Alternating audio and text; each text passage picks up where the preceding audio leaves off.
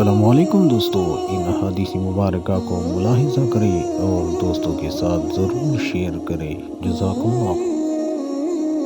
مشکوٰۃ المصابیح حدیث نمبر 81۔ حضرت ابو ہریرہ رضی اللہ تعالیٰ عنہ بیان کرتے ہیں، رسول اللہ صلی اللہ علیہ وسلم نے فرمایا، آدم اور موسیٰ نے اپنے رب کے ہاں مناظرہ و مباحثہ کیا تو آدم موسیٰ پر غالب رہے۔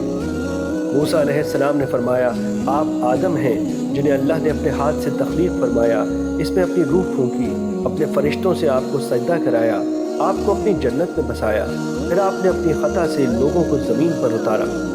حضرت آدم علیہ السلام نے فرمایا، آپ موسیٰ ہیں جنہیں اللہ نے اپنی رسالت اور اپنے کلام کے لیے منتخب فرمایا، آپ کو تختیاں عطا کیں جن میں ہر چیز کا بیان ہے، آپ کو واسطے کے بغیر سرگوشی کا شرف بخشا۔ آپ کے خیال میں میری تخلیق سے کتنا عرصہ قبل اللہ تعالیٰ نے تورات لکھی ہوگی؟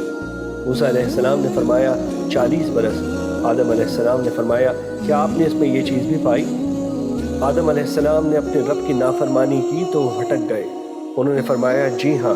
آدم علیہ السلام نے فرمایا، کیا آپ مجھے ایسے عمل کرنے پر ملامت کرتے ہیں جس کا کرنا اللہ نے مجھے پیدا کرنے سے بھی 40 برس پہلے مجھ پر لازم کر دیا تھا؟ رسول اللہ صلی اللہ علیہ وسلم نے فرمایا، آدم موسیٰ پر غالب آ گئے۔ مشکوٰۃ المصابیح حدیث نمبر 81۔